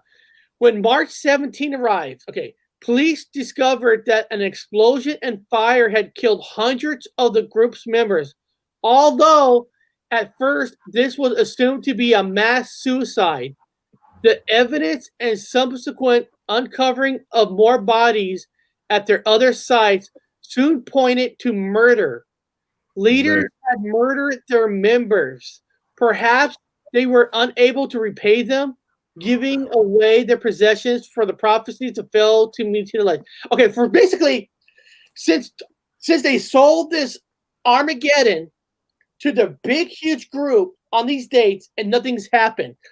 So knowing that these people have paid you money so you can live this lifestyle and it never happened, they were murdering their own subscribers. It's like me, like I have all these subscribers, right? And I promised them something, and since that promise hasn't happened, instead of apologizing to my subscribers and giving their money back, which I don't get money from subscribers, nobody gives me money.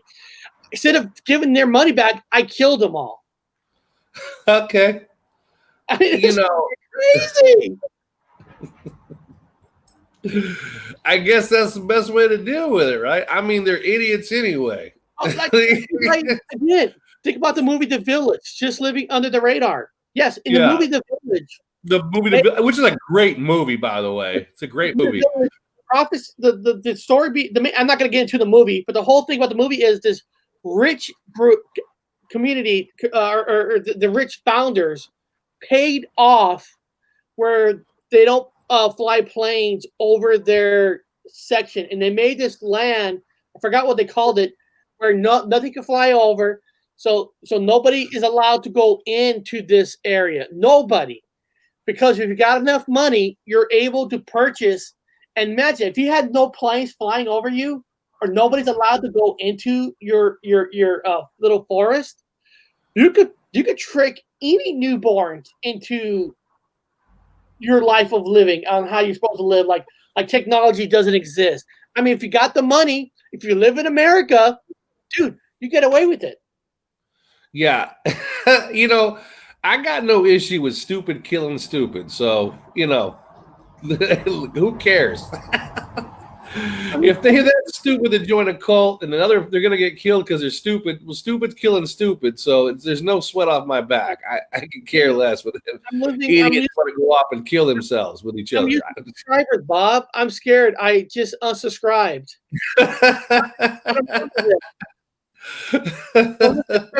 Hey, Crunchy B, you don't have to worry about nothing, because if I'm not getting money from you people, I can't fly to your town and kill you anyway. I'm broke. I got $133.23 in my account, and I got to make it to fucking the first. I'm fine. I'll make it. I got rice and beans. Don't worry, guys. I don't have enough money to go murder everybody. And then who's this guy? Aum Shinrikyo. Okay. Now this Aum guy, he formed in 1987 by Master Ashura Shoko. Aum Shinrikyo was a Japanese cult. So remember, these cults are everywhere. Bharat had originally started a yoga school. Let's get there. A yoga school. But after a trip to India in which he met the Dalai Lama, achieved enlightenment in the Himalayas, he changed the name of his school to Aum Shinrikyo, Aum Supreme Truth, and began teaching a combination of Buddhism, Hinduism, and Christianity. Again, there's the God part, Christianity. He gained many followers as he claimed to embody a God, and he secured significant financial donations. The group became increasingly radical, and defectors met violent ends. Holy shit. In 1995, the group had about 50,000 members, mostly in Russia. At this time, Asura had begun preparing a war, and an unexpected arms were going to take over the government. They're going to try to take over the fucking government to deflect police attention away from this group's activities and instigate the violence. He orchestrated an attack on the Tokyo subway. Oh, yes. Yeah. I know all about it. I was in Japan, dude. I was in Japan when this shit was going around. On March 20th, 1995, 5 members of this cult boarded a subway on different trains. When they arrived to Kasamoku Galaki, they each placed a package wrapped in newspapers under their seats. They punctured the packets with the tips of the umbrella and brushed off the train as gas seeped out. They succeeded in killing 12 people and sicking 5,500 people. Authorities traced the attack to the groups and arrested the leadership, largely dismantling the group. So basically, this group is not around anymore. Yeah, I've met one of them cult members. Man. I'm telling you, my job in the military, I had to rescue people. So I had met mostly cult members. I mean, that's all I had. My enemy was cult members. That's why I'm such a prick about it. I had met, oh my God, man. The people are so stupid and so suckered. He's a fat, blind fucking Japanese guy who had all these visions. And he was telling people he wanted to bring about the apocalypse by fucking putting poison on the trains.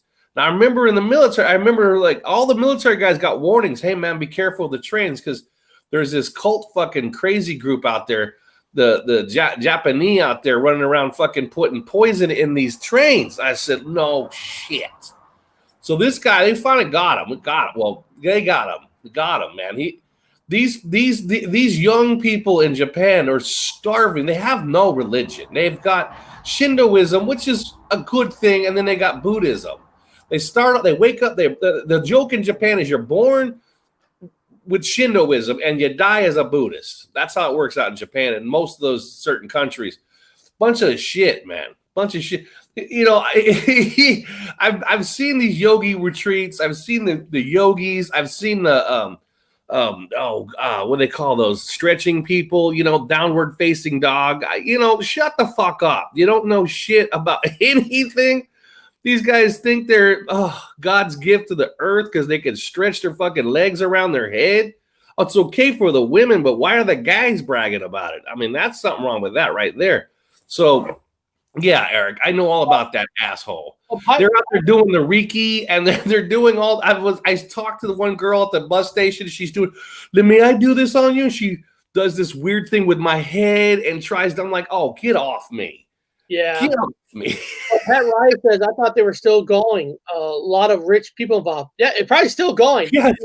They probably got rid of the top people, but it's like you cut off the snake's head, you got a new snake going to be growing in. You got a new person taking over. The youth. Mostly there were young people, guys. They were mostly young people. Always young people.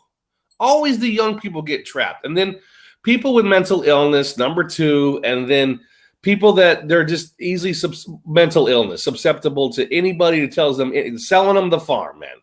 I'm going to sell you a farm, Eric. It's really cool, man. You come live on my farm. It's going to be free. You just bring all your money with you.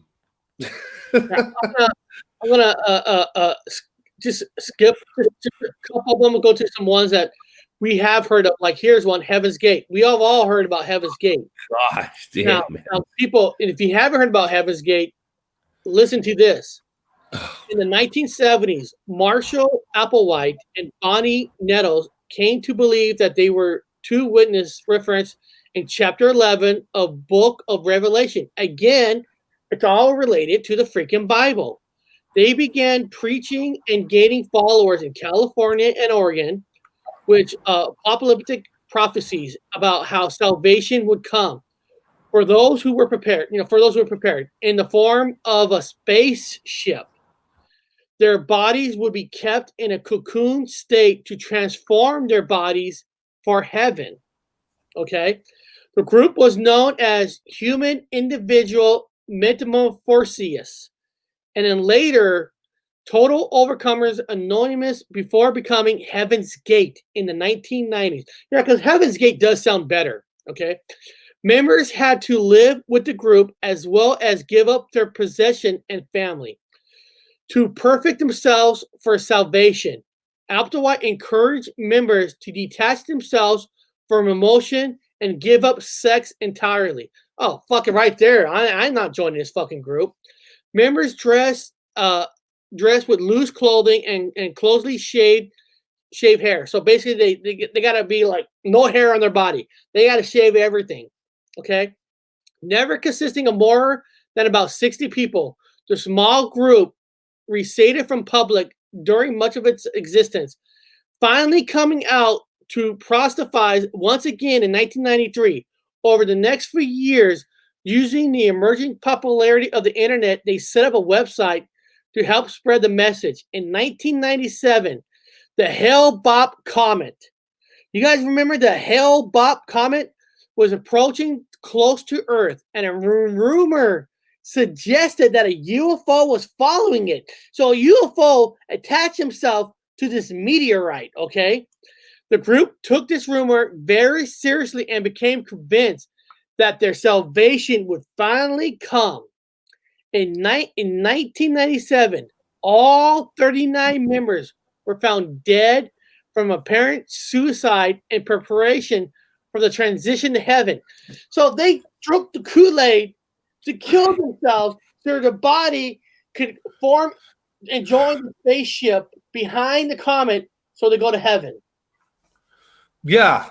I bet they went too. Yeah. I bet they had a great time on that fucking spaceship. They got no balls because they castrated themselves. They've got no hair on their body. What the fuck? They had themselves a couple of tennis shoes and some sweatpants, whatever, and they look like, like with the bald ass, and they got no balls. What are you? Again, stupid is a stupid. Let stupid go. Bye. I wouldn't raid their camp. I would say, go ahead. Thank you. Just a little bit less on the fucking back of this turtle. That's stupid. Just go do your thing. Pyrite goes, they're doing better than we are. Maybe they are. Yeah, maybe they are. Maybe they're on the back of that. You should have joined them. I'm just playing with you. Go castrate yourself, shave your head, and go jump on the back of or behind the comet and get in the spaceship. Nanu. Have a great time. Bye-bye. So is it safe to say that if you're part of Heaven's Gate, none of them are flat earthers? Yeah, I would say that they're not flat earthers. That's correct. They won't be going to some conference, whatever, getting together. No. I wonder, and the good thing is about them better than us because they don't have to be 6 feet apart because they're going to be all cramped into a spaceship with no balls. So, that's cool. That's good. I mean, come on, man. Come on. Don't fall into the rat traps, people. Don't fall into that shit. Always be smarter than the situation. Of course, number 2 on this, we knew this is going to be on the list. Manson's family, Charles Manson. The Manson family. I mean, Charles Manson. The man he's a coward, but he's smart. He's a smart coward person because if you're able, listen, to get people follow you is one thing. To make people think you're the Almighty is one thing. I mean, there's a lot of communities here on YouTube where people think they're the Almighty, and if these people tell you to jump off a building, you probably would. It's sad to say, but it's true. Manson actually got people to kill for him. I mean, talk about manipulating and having power. You got people to do your dirty work for you. I mean, that's like massive power. Remember the Conan the Barbarian, where the guy, Earl False of Doom. Beautiful. Earl Jones played a character where in the beginning of his cult, it was all about steel. It was about steel. But at the end of the movie, he was telling Conan it wasn't about steel anymore. It was about flesh. Yes. About making people do anything you want. You want the person to murder themselves, go jump in the fire. You want them to kill people for you. That's power. The power of flesh.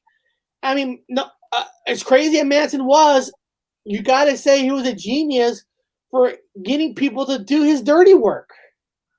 Yeah, he was brilliant like that. Well, he was, in his defense, that crazy fucker, there's no defense for that man. But he was pretty much in reform school, which is, kid prison. And then he went from kid prison to real prison. And then he lived in prison his whole life. And then he got out of prison. So he knew the prison. He wasn't afraid to go back to jail. That's home. he couldn't wait to go back. So he was out trying to start a race war. Right there. You know? He spent much of his juvenile and young adult life in reformatories or prison. So most of his young life was in prison. That's all he knew. Yeah, that's all he knew. So when he got out there, it's weird about this guy, though. He had made a lot of shady connections, and he went straight to Hollywood, where he fit in perfectly. Went straight to Hollywood. At that time when he was there were a lot of communes and hippies. I mean, he wasn't the only one. I mean, he's the one that got caught doing bad shit. His family, a lot of them, party with one of the Beach Boys. Oh God, yeah. He was at the parties. He was just a common hippie like all the rest of them, dirty and hyperactive. He'd been in jail his whole life. He knew how to talk to people, manipulate people. He had to do it in prison. So it's easy when you talk to dum-dums. People are dumb inherently, especially people that are hippie and cult people are dumb. So he was just, oh God, man, so easy to do. So easy to do. Yeah. He did And it. what he does, he used to find runaways. Runaways, yeah. They were the easiest to brainwash because they had nowhere to go. And you're if you're a runaway, say you came from bad parents, right? They beat you and stuff. And then you run away. And here's this guy, like a father figure, like a religion figure, said, come on here, we'll play guitar, acoustic, we sing, we share, we all have orgy sex with each other, be part of our family. And then that's all do too. Like you said, he wasn't afraid to go to jail. But like I said, the power to have people killed for you is just. Now his swastika on his head changed for me. I'm just saying for myself, I misremember a lot. So it used to be the regular way, and then all of a sudden it got a tilt on it, like the rest of the swastika symbol. So when I see the guy, I'm like, oh, he's a comic book character in this weird ass synchronicity game. So it's fucking weird. Let's find out about this last one. Now they put this as number one. They put it as number one. It's called the People's Temple. So let's see why this is number one. Because I don't really remember a cult calling the People's Temple, but maybe there is. I think so. I just don't look for it. Okay. The epitome of the charismatic, or the fucking awesome cult leader guy named Jim Jones. That's a simple name. Oh, Jim Jones. Okay. Yeah. Was a preacher for the Pentecostal tradition. Although white, Jones attracted a large African American following because of his preaching style, as well as dedication to integration and racial equality. Yeah. His teachings were influenced by liberation theology and socialist beliefs. Okay, Jones began the People's Temple in 1950s in Indianapolis.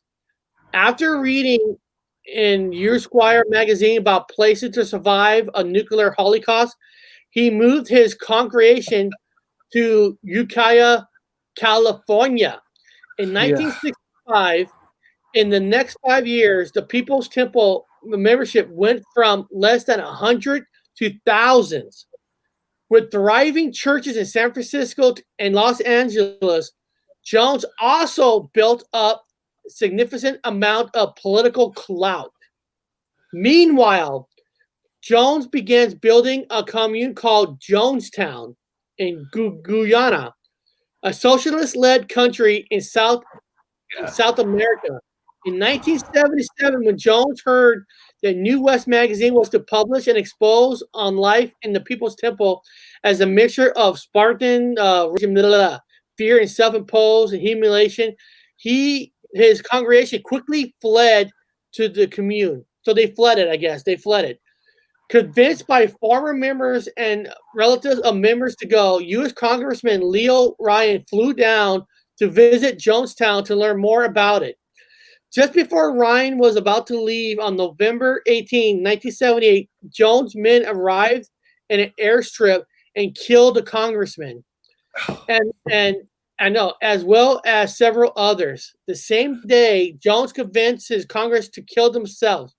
More than 900 people died, including 276 children.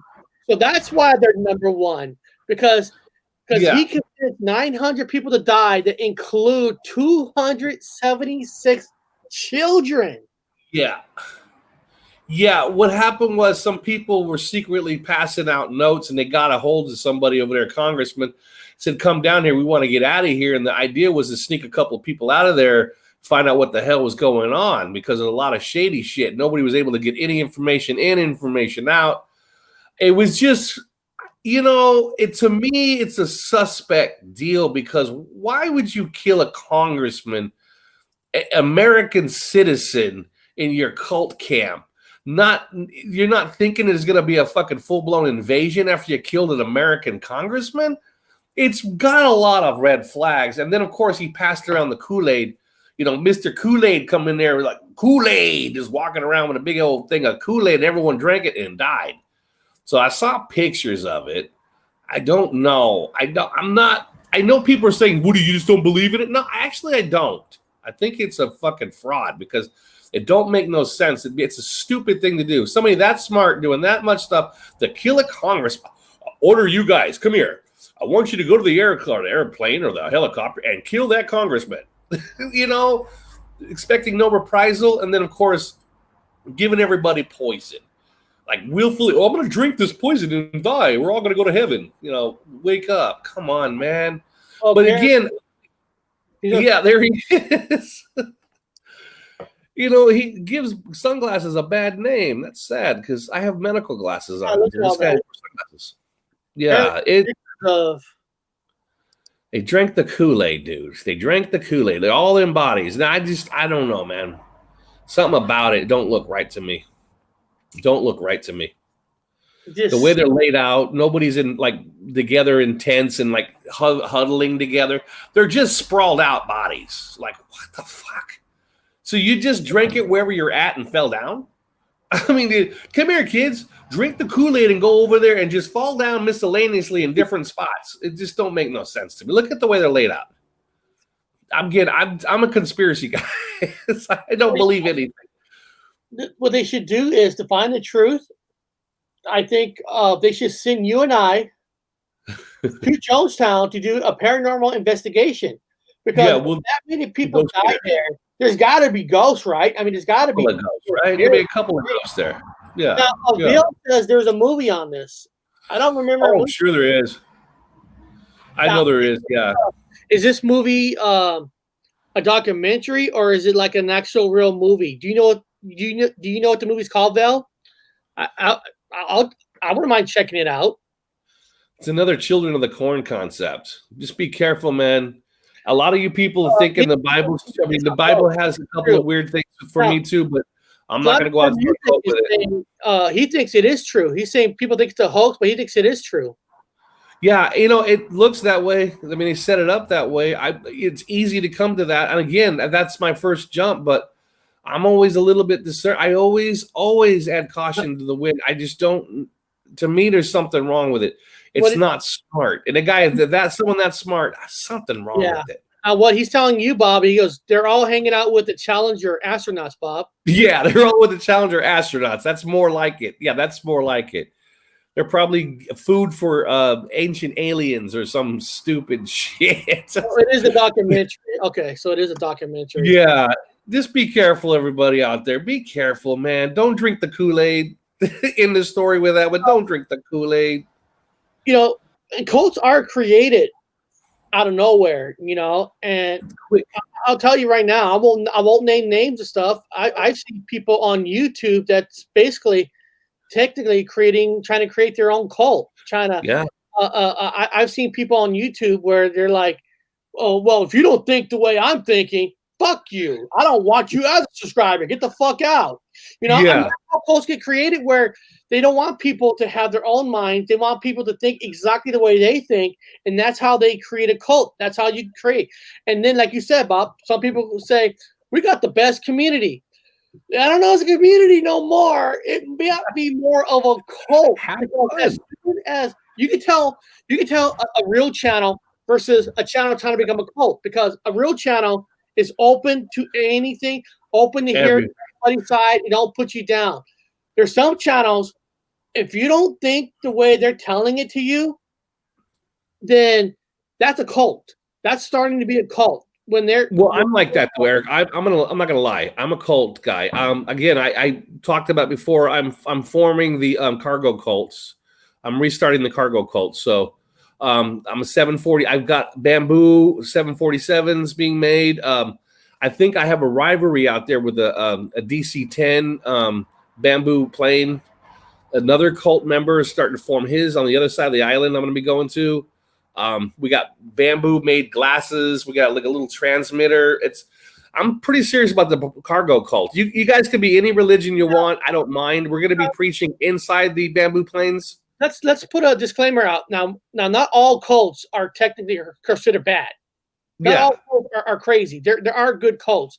Well, you just gotta make sure if you want to join a certain kind of family, you want to make sure you're going to join a more open-minded kind of a cult. But most can you type in cargo cult while you're doing that? Type in my cargo cult. I am friends with one of the living children of David Koish. I think they are there. I met the grandma who was the wife of Koresh. Okay. Holy shit! Holy shit! Type in cargo cult. I want to see how my cult progress is going. This is the best cult, guys. If you want to join a cult, come join my cargo cult. Again, we've got a DC-10 being built on the other side of the island. I think somebody in the sidebar is doing it. I got the seven. Is a millenarian belief system in which inheritance practice rituals which they believe will cause a more technological advanced society to deliver goods. These cults were first described as militia in wake of a contact with Western military forces during the Second War. Look at images. Oh, that's perfect. Look at the dish right there, Eric. The dish is isn't that great? That's the satellite dish that we're currently working on. This one, we're going to get communications from the extraterrestrials that will bring down spam. We're actually honed in on a solar system that has spam, and they're going to be bringing it in spaceships. You notice the planes on there too, Eric. We have a couple of good planes on there. So there's the satellite dish we're working on. There's a plane, a couple planes on there. There's some good. Oh, that's a good one. That's a hard one to make. Those are the glasses we have. You have to wear these glasses during the practice. We call it the practice. Yes, there's the big pyramids we're having built. That's the best one. That's going to be the tower. So you got to go up there with the bamboo tower, and you're going to be calling in on the bamboo planes. I love this picture. These are all part of the cargo cult we're forming right now. Yes. Cargo cult, yes. It's gonna be big, guys. You guys should seriously consider joining it. It's gonna cost you all about $1 million a piece. No money involved, other than I will take the money and then I'll make sure you guys get the cult experience. Just bring all your money. That's very kind of you, man. That's very kind of you. Yes. And there'll be no Kool-Aid involved. There'll be a lot of coconut milk. We're kind of short on the Kool-Aid. They took that in South America, but we got coconut milk. It's good for you though. People don't know that coconut milk is like it's great for hangovers because there'll be a lot of drinking with the cargo cult, a lot of smoking. What in the world? Drinking. Yes. So that's one of our planes we're working on now. That's we will have to worship the plane. Yes. For those of you that know. Yeah. Oh, that's a couple of good pictures of planes we got being built right now. The cargo cult. Yeah. So guys, just be careful about cults. I guess you could say the oldest cult in the world, in the galaxy, is probably hell, right? Because technically, Lucifer wanted his own people, got kicked out of heaven, got kicked out of his church, and basically developed his own church, hell, right? So I guess you could say it's that older than, is the oldest. Paganism is older. Remember that's Abrahamic religion. Now I'm pagan, so we go back to older than that. So Lucifer would have to be the oldest cult. No, actually he's recent. That's about 6,000 years old. He's about recent one, but the concept, it's the Lucifer. Satan means judge in Arabic. Wait, Bob. What about the alien hand job cult? Yes, we're working on the alien. We're gonna have an alien bamboo ship being made soon, and that's where you'll have massages in there. That's by the aliens themselves. Once they come down from Shimahukahu, the ruler of Betos, say the ruler of Betos will be down for the weekend sometimes, and he will bring those kind of things for you guys. Yeah. In the cult. So right before in the show, people just realize that when you watch people, you're listening to people, you know, when they start to say, I'm not saying donate money. You could, donate money, people do it all the time with Patreon's accounts and all that. That's one thing. But when people start to ask you sign away your stuff, like if you die, everything goes to them. I hate to tell you, that's a cult. Okay, watch out. Watch where cults get created, because they could be a cult right in front of you, being created right in front of your eyes. You don't even know it. Yeah. Say, hey, I'm going to build a barn. I'm going to build a piece of land. Come here and visit.